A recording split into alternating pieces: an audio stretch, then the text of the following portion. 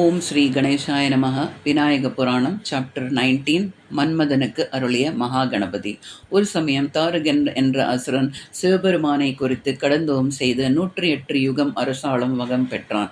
அதன் பின்னர் அவன் சகல லோகங்களையும் வென்று அடிமைப்படுத்தினான். தேவலோகத்தை ஜெயித்து தேவர்களை சிறையில் அடைத்தான். அவனிடம் அகப்படாது இந்திரன் பிரம்மதேவனிடம் ஓடினான். பின்னர் இருவரும் நாராயணனை அழைத்து கொண்டு கைலாசம் சென்றனர். அப்போது ஆகாயத்தில் அசரீரி ஒன்று தோன்றியது. தேவர்களே, உங்கள் துயர் நீங்க சுப்பிரமணியர் அவதரிக்க வேண்டும். உங்கள் கஷ்டங்களை போக்கி அருளுமாறு சிவபெருமானை பிரார்த்தியுங்கள். அதை கேட்டு குதூகலமடைந்த அவர்கள் சிவபெருமானை தேடிச் செல்லும் போது உமாதேவி எதிர்பட்டாள். அவளை கண்டதும் வணங்கி, லோகமாதா, எங்களுடைய நல்ல காலம்தான் தங்கள் உருவில் எதிர்கொண்டு வருவதாக நினைக்கிறோம்.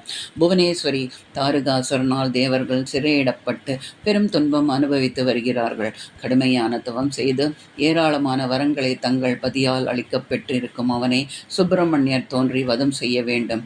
வேறு ஒருவரும் அவனை வெல்வதற்கில்லை. தேவி, எங்கள் கஷ்டம் நீங்க தாங்கள் கருணை கூர்ந்து அருள வேண்டும் என பிரார்த்தித்தனர். தேவர்களே, கைலாசத்தை சூழ்ந்துள்ள 4 பர்வதங்களிலும் ஈசன் தத்துவ ஞானம் உபதேசித்துள்ளார். மதகிரியில் மகாவிஷ்ணுவுக்கும், புஷ்பகிரியில் பிரம்மதேவனுக்கும், சந்தனகிரியில் தேவர்களுக்கும் முன்பு உபதேசித்துள்ளார். இப்போது கோலகிரியில் முனிவருக்கு உபதேசம் செய்து வருகிறார். அவரிடத்தில் சென்று உங்கள் துயரை நீக்கும்படி பிரார்த்தியுங்கள் என்று தெரிவித்து சென்றார் பார்வதி. இந்திரன் முதலானோர் கோலகிரியை அடைந்து அங்கே யோகத்தில் வீற்றிருக்கும் ஈசனை எவ்வாறு கண்விழிக்க செய்வது என்று ஒன்று கூடி ஆலோசித்தனர். மன்மதனை அழைத்து வந்து மன்மத பானங்களால் சிவனின் யோகத்தை கலைத்து அவர் உள்ளத்தில் விரகதாபத்தை உண்டாக்க செய்ய வேண்டும் என அவர்கள் முடிவு செய்தனர். தேவர்களின் முடிவை கேட்ட மன்மதன் திடுக்கிட்டான். யோகத்தில் இருக்கும் சிவபெருமானின் மீது மன்மத பானங்களை விடுத்து அவர் யோகம் கலைய செய்வது என்பது சாதாரண விஷயமா? அவனை சபித்து விட மாட்டாரா? தேவர்களோ அவனை பலவிதமாக புகழ்ந்து அவன்தான் அக்காரியத்திற்கு ஏற்றவன் என்றனர். லோக சம்ரட்சணைக்காக அவன் அவசியம் இக்காரியத்தை மேற்கொள்ள வேண்டும் என்றும் வற்புறுத்தினர். அவர்களது வார்த்தைகளை தட்ட முடியாது மன்மதன் கரும்பு வில்லினை பஞ்சபாணங்களோடு எடுத்துக்கொண்டு புறப்பட்டான். கோலகிரியை அடைந்து கரும்பு வில்லை வளைத்து நானேற்றி பஞ்சபாணங்களையும் பூட்டி சிவபெருமான் மீது விடுத்தான்.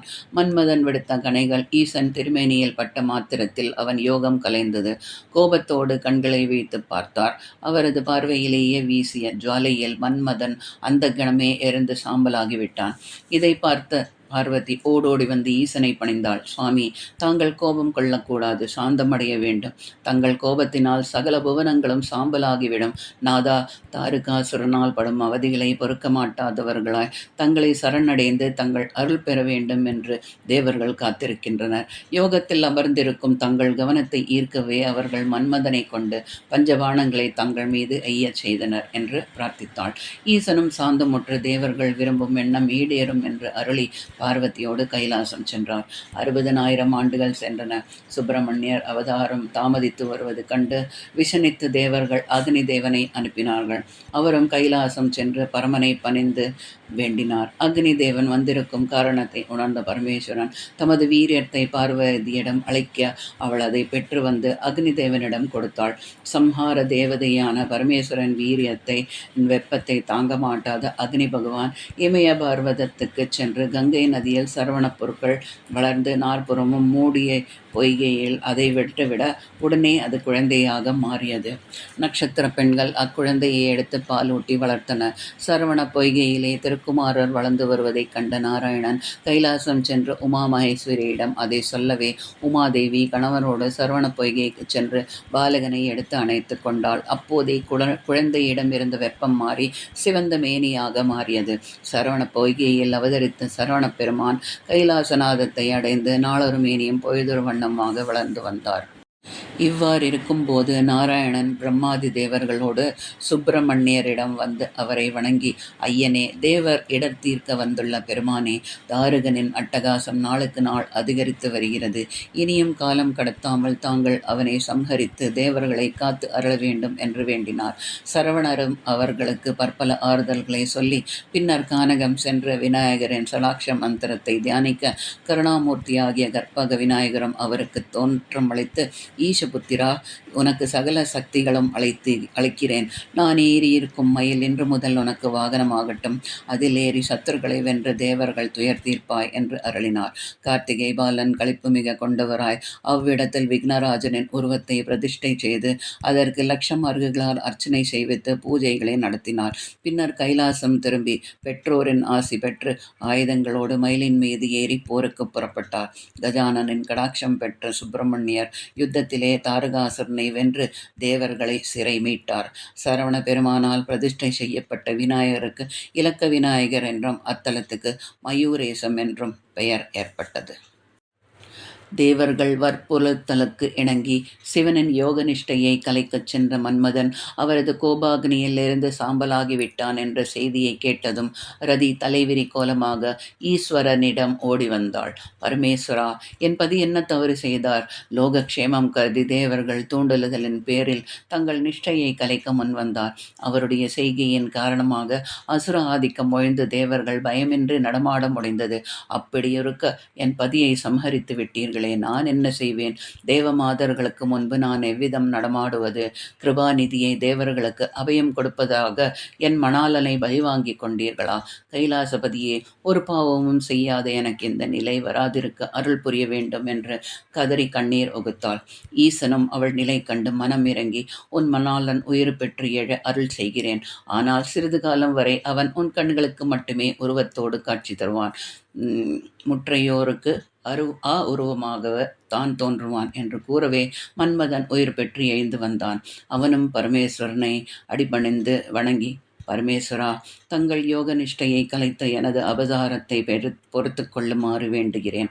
தேவர்களின் அச்சம் போக்க இக்குற்றத்தில் நான் இணங்கும்படியாகிவிட்டது. கருணாகரா, என்னை மன்னித்து எனக்கு பழையபடி சக்தியை அருள்வீராக என்று பிரார்த்தித்தான். மன்மதா, தேவர்களுக்கும் ஆதி பரம்பொருளாக விளங்கும் ஐங்கரனை தியானித்து ஆராதித்து வா. அவர் அருளால் உன்னை சகல சக்திகளும் வந்தடையும் என்று பகர்ந்த பரமேஸ்வரன் மன்மதனுக்கு ஏகாட்சர மந்திரத்தை உபதேசித்தார். மன்மதன் தன் தேவியோடு முன்னர் சரவண பெருமானால் மயூரேசத்தில் ஆராதிக்கப்பட்ட கணேசரை அடைந்து அவரை பூஜித்து ஏகாட்சர மந்திரத்தை தியானத்தில் வைத்து கொண்டு வந்தான். 1000 வருட காலம் தொடர்ந்து விநாயகரை தியானித்து வர விக்னேஸ்வரரும் அவர் மீது கிருபை கொண்டு காட்சி அளித்தார். மன்மதா, உனக்கு வேண்டிய வரங்கள் என்ன? எக்காரணம் கொண்டு இத்தனை காலமாக என்னை தியானித்தாய் என்று கேட்டார். விக்னராஜா, தாரகாசுரனால் அவதிப்பட்டு வந்த தேவர்களின் கஷ்டங்களை போக்க ஷண்முக பெருமானின் அவதாரத்துக்காக சிவபெருமான் யோக நிஷ்டையிலிருந்து எருண்டு வரவேண்டியிருந்தது. அவர் நிஷ்டையை கலைக்க என்னை வற்புறுத்தி அனுப்பினார்கள். விஷ்ணு பிரம்மாதியர் பஞ்சபாணங்களையும் எய்து ஈஸ்வரன் நிஷ்டையை கலைத்தேன். ஈசனும் கண்விழித்து பார்த்தபோது அவரது கோபாக்னியில் நான் எரிந்துவிட்டேன். பின்னர் மகேஸ்வரனும் என் மீது இரக்கம் கொண்டு என்னை உயிர்ப்பித்தார். என் மனைவி ரதிக்கு மட்டுமே நான் உருவில் தோன்றுவேன். இதரர் பார்வைக்கு நான் தெரிய மாட்டேன். ஈஸ்வரனும் தங்களை பணிந்து இழந்துவிட்டேன் சக்திகளை திரும்பப் பெறுமாறு அனுகிரகித்து தங்கள் மகாமந்திரத்தையும் உபதேசித்தார். அதன்படி தியானத்தில் ஈடுபட்டு நான் தங்களுடைய திவ்ய தோற்றத்தை தரிசிக்கும் பாக்கியம் பெற்றேன். தேவாதி தேவராகிய தங்களும் எனக்கு அனுகிரகம் செய்ய வேண்டும் என்று மன்மதன் கூறினான். மன்மதா, உன் விருப்பப்படியே நடக்கட்டும். சீக்கிரத்திலே ஸ்ரீமன் நாராயணன் கண்ணனாக அவதாரம் செய்ய போகின்றான். அவனுக்கு மகனாக பிறந்து உன் சுய உருவை நீ அடைவாய் என்று அனுகிரகித்து விநாயகரும் மறைந்தார். அதன் பின்னர் மன்மதனும் மட்டில்லா மகிழ்ச்சி கொண்டு அவ்விடத்தில் விநாயகருக்கு ஓர் ஆலயம் எடுப்பித்து அதில் மகோர்க்கட விநாயகரை பிரதிஷ்டை செய்து ஆராதித்து வந்தார். இவ்வாறு இருந்து வரும்போது மகாவிஷ்ணு பூவுலகில் கண்ணனாக அவதரிக்க மன்மதன் அவருக்கு புத்திரனாக ருக்மிணியின் பிரத்யும்னன் என்ற பெயரில் பிறந்தார். வரன் என்ற அசுரன் ரதியை விட்டு மன்மதன் பிறந்திருக்கிறான் என்பதை கேள்விப்பட்டு அவளை எவ்விதத்திலும் தான் அடைய வேண்டும் என்று ஆசை கொண்டான். ஆகவே தேவலோகம் சென்று தனித்திருக்கும் ரதியை தூக்கிக் கொண்டு தனதிருப்பிடம் திரும்பினான். ஆகாய மார்க்கமாக அவன் வரும்போது ரதி அவனது பிடியிலிருந்து தன்னை விடுவித்துக் கொண்டு கடலில் விழுந்தாள். அச்சமயம் அங்கு வந்த மச்சம் ஒன்று அவளை விழுங்கிவிட்டது. சம்பரன் பெரும் கோபத்தோடு கடலில் மூழ்கி அவளை தேடினான்.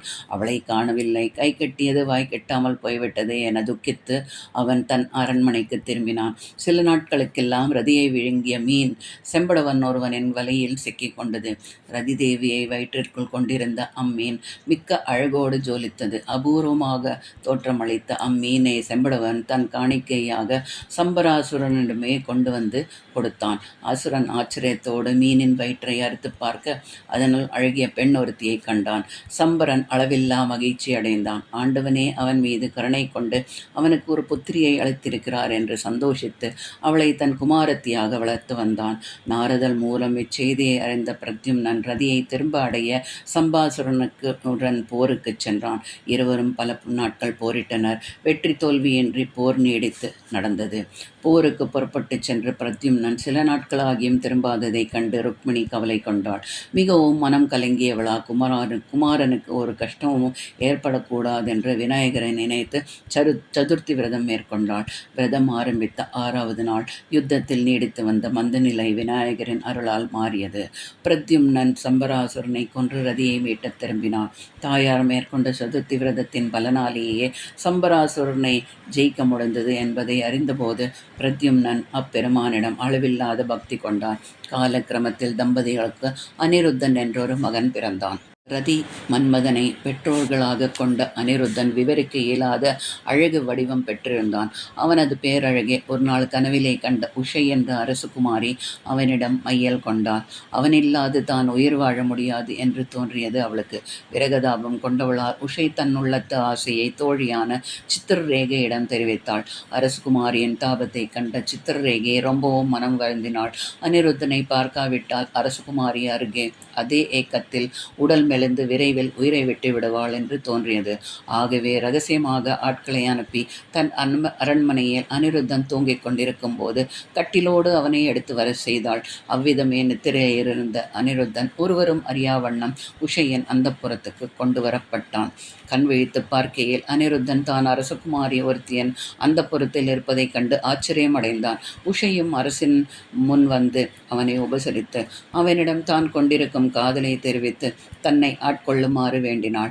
அனிருத்தனும் அவள் மையலில் மயங்கியவனாய் அவள் விருப்பத்துக்கு சம்மதித்தான். காதலர் இருவரும் பிறர் அறியா வண்ணம் மனம் ஒன்றி அரண்மனை அந்தப்புறத்திலேயே ரகசியமாக ஆனந்த சாகரத்தில் திளைத்து வந்தனர். மகனை காணாது பிரத்யும்னன் உலகமெங்கும் தேடினான். அனிருத்தன் இருந்த இடம் தெரியவில்லை. அதே ஏக்கத்தோடு நாட்களை கழித்து வந்தான். இரகசிய சந்திப்பின் விளைவாக உஷா கருவுற்றாள். அந்தப்புறத்தில் ஆடவன் இருப்பதை மறைத்து வைத்தாலும் இதை மறைத்து வைக்க முடியுமா? அரசகுமாரி கருவேற்றிருக்கும் செய்தி அரசன் வாணனுக்கு எட்டியது. கன்னிப்பருவத்தில் குமாரி கருவுற்ற செய்தி அரசனை அதிர்ச்சி கொள்ள செய்தது. அதற்கான காரணத்தை ஆராய அவன் முற்பட்ட போது அந்தப்புறத்தில் அனிருத்தன் இருப்பது தெரிய வந்தது. வாணன் கொண்ட கோபம் சொல்ல முடியாது. உக்ரமூர்த்தியாக மாறினான். தன்னை ஏமாற்றி அந்தப்புறத்தில் இருந்ததோடு குமாரத்தின் கன்னித்தன்மைக்கு பங்கம் ஏற்படும்படி நடந்து கொண்டது அனிருத்தனிடம் பெரும் கோபத்தை உண்டாக்கியது.